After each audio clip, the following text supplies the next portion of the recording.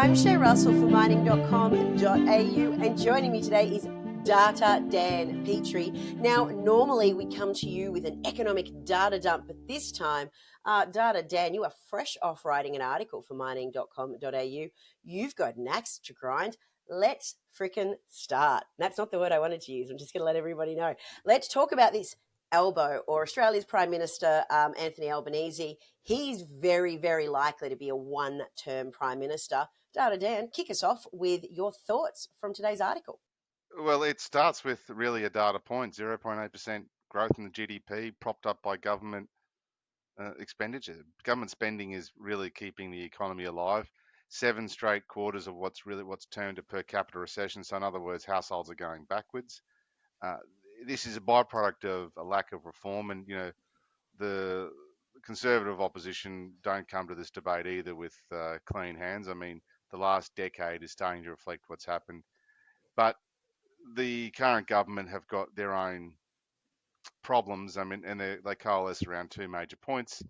They've got environmental policy, which is clearly impacting the likes of resources companies and clearly having a negative impact on business output. So you've got an IR environment which is unfriendly. You've got an environmental settings environment where, for want of a better term, the hurdles are now becoming a lot bigger, but for no explicable reason.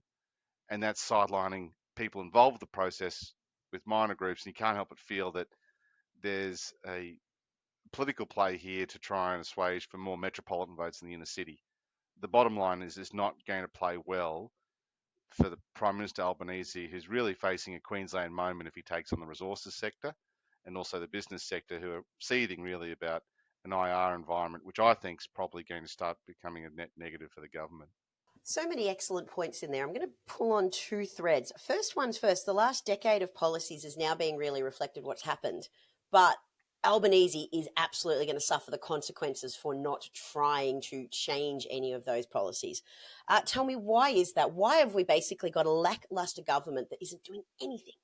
Well, there's a couple of things. I mean, so the first 2 years of the Albanese government, really the first 18 months of it, was spent on the voice referendum. Now, First Nations people, how they fit within the Constitution, their role in Australia.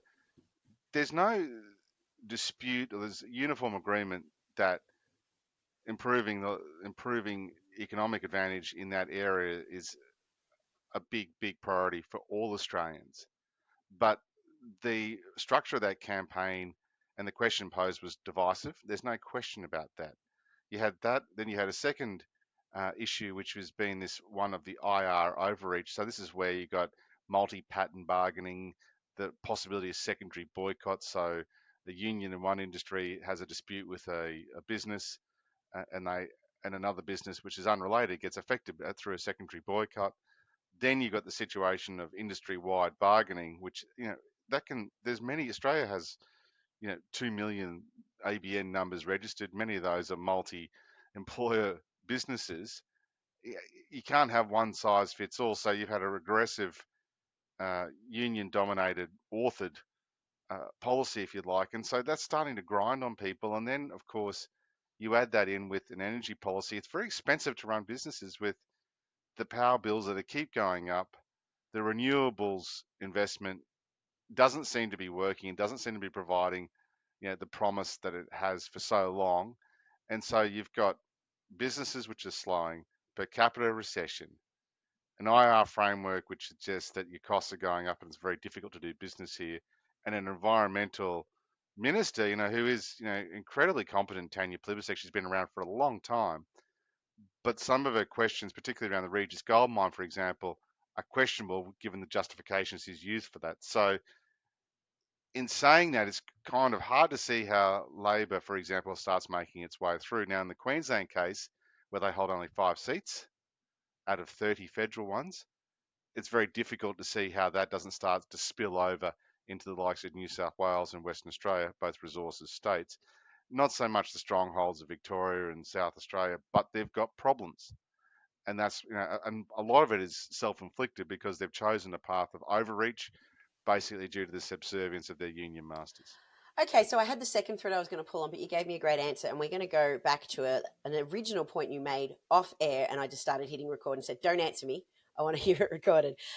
The Regis Goldmine, the decision from Tanya Pilbasek was a very controversial one, and you hinted off air that this brings into question the sovereign risk of Australia. We're a tier one mining country.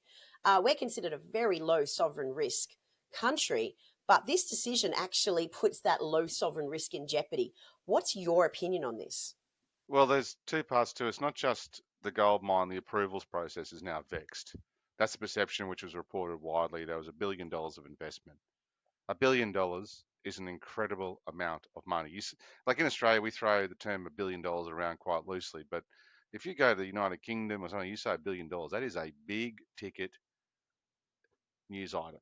Now, you've also compound that with, for example, what's happening in the state of Queensland, where they with a coal, metallurgical coal, steel making coal, so the wind turbines, the cars, the infrastructure, anything metallic really needs a blast furnace and metallurgical coal. Queensland, for example, provides 50% of the world's met coal on a good year, but you had a state government there, a Labor state government, so a friendly, for want of a better term, which imposed one of the highest royalty regimes in the world.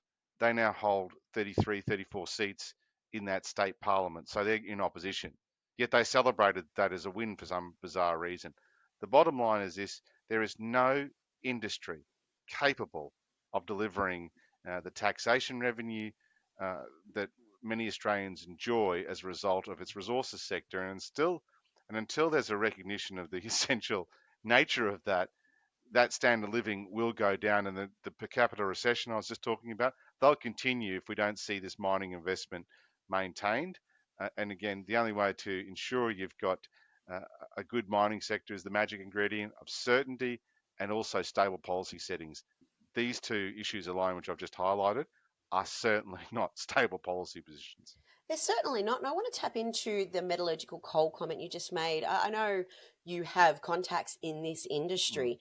Sort of, and look, the problem here is coal's a dirty word, and when it comes to metallurgical coal, it shouldn't be, because it is actually an essential ingredient to ensure that we have a renewable energy transition. Because without metallurgical coal, there are no windmills. It is that simple. What are you hearing come out from your contacts in the met coal industry?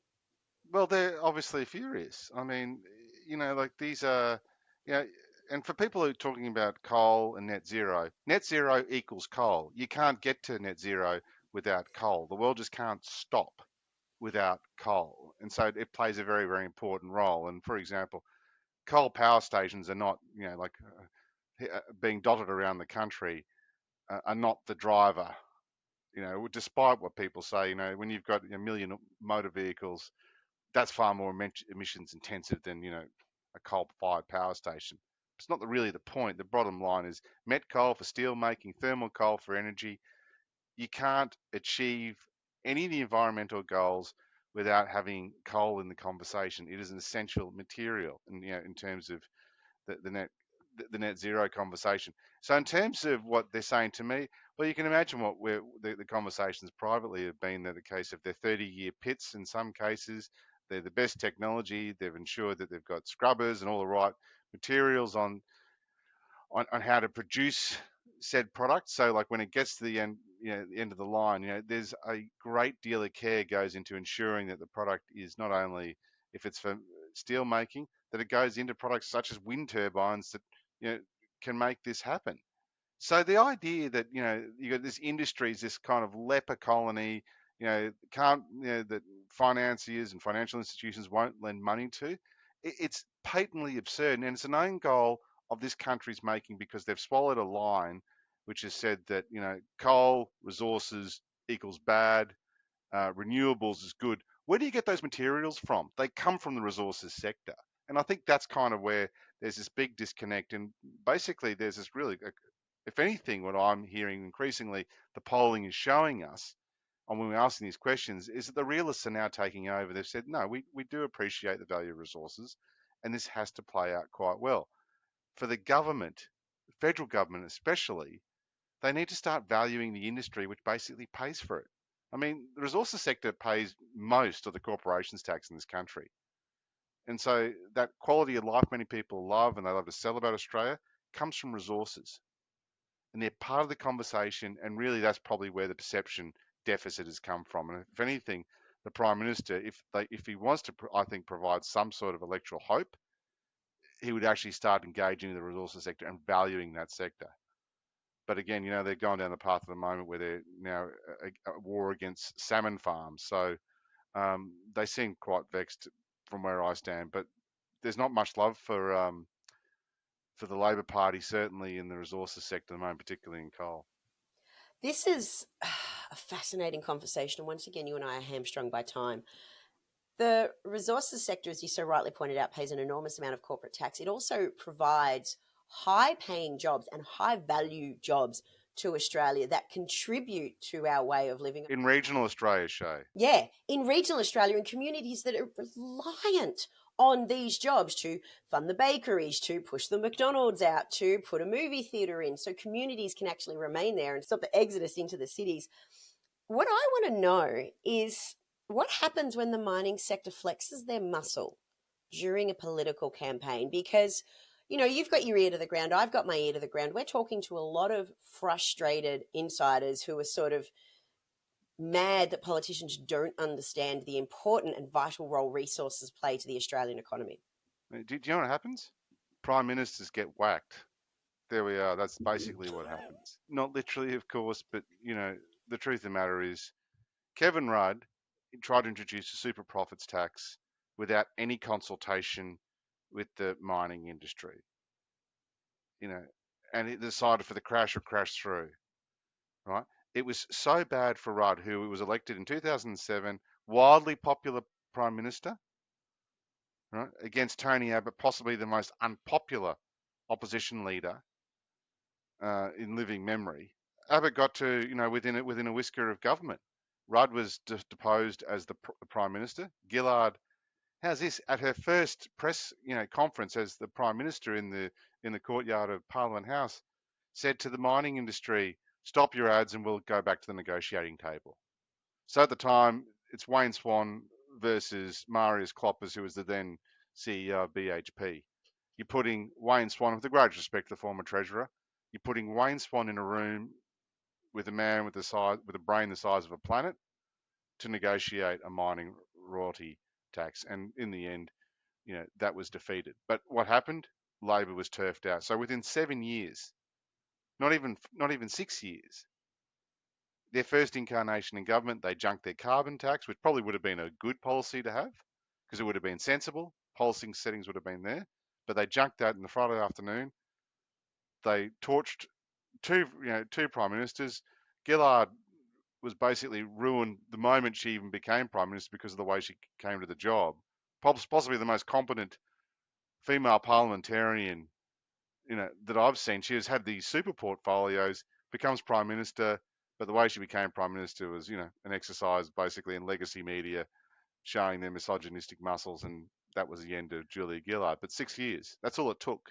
But it all started when they decided, you know what, we've got all these spending plans, we've got no way of raising the money, so we'll go to the mining sector and do it again. In Queensland, Anastasia Palaszczuk, wildly popular during COVID, decides that, we'll spend like drunken sailors, and this is what happened, Cameron Dick. We've now got a state which has just gone through it was now going through possibly a credit downgrade after a mining boom. Yeah. Right. So more revenue than ever. And they didn't even need to do this, but because the idea of hanging you under power was, as opposed to fiscal responsibility, wouldn't that be great? As opposed to fiscal responsibility, they decided, you know what, we'll go back and we'll just tap the mining sector for more. You can't keep strangling the golden goose. Stable policy settings is invariably what leads to prosperity. And again, every under treasurer in every resources state will tell you that. And a sensible conversation is a better way forward. At the moment, you've got at the federal level environmental, energy, IR policy, all targeting the one industry, which I don't understand really how it's going to work electorally for the Labor Party. But I have seen the horror show play out before. So this really does go back to your original question. Could Albanese be a once? The firm answer is yes, based on the most recent polling. I'm going to throw one more out there before we run out of time today, and this is the opposition leader, Peter Dutton. Now, he is Queensland based, so you would think that he is more mining friendly. Now, I don't have a lot of love for Dutton. I don't have a lot of love for Albo. I hope both of them get worms, an incurable case of worms. But what I want to know is, coming from a mining state, is he likely to come to a federal election with mining friendly policies? Yes, and do you know why? Because the modern day Liberal Party is not a party of people on the North Shore of Sydney or around the leafy areas of Toorak, or even, like the enclaves of, Cottesloe. I mean, the simple fact is we've had a flip similar to what the Republicans have had in the United States. I mean, I don't think people looking at the most recent Trump election and seeing the success of the Republicans, where they're talking to Main Street and the Democrats are now aligned with the people on Wall Street, you've got a situation now where people in the suburbs are aspirational, and there's clearly a demarcation line of people who have a family, have a small business, just want to get on with life, not engaged in the political beltway stuff, which now we're talking about, but they're quite sensible and they consume their media differently. And so the bottom line is that Peter Dutton will be going for Middle Australia. But this is the wonderful thing for the Liberals. They've had to provide no apology or no kind of explanation for some rather average economic policies of their own during COVID. They spent like nothing else, and there was a political payoff to do that, right? At the same time, they have not advanced the conversation around broadening the GST, heightening it, for example, lowering the income tax burden. So Australia's disposable income, for example, that chart which ABC's David Spears showed to the Prime Minister where Australia's tracking downwards, that's a result of our policies because we've had a reform deficit for the last two business cycles. Reform or die, that's what's happened. I've just come back from the UK, and it's a classic thing of watching an economy hollow out because they haven't advanced the case for reform. Margaret Thatcher always says, if you stand in the road for too long, you get run over. And that's stand in the middle of the road. And I think that's possibly where the Prime Minister's face at the moment. People want bold decision making and they're prepared, because they want reform. And we're not getting it here in Australia. I've got a grand total of you for the next 2 minutes. Answer me this. Have you just made the case for the end of the career politician?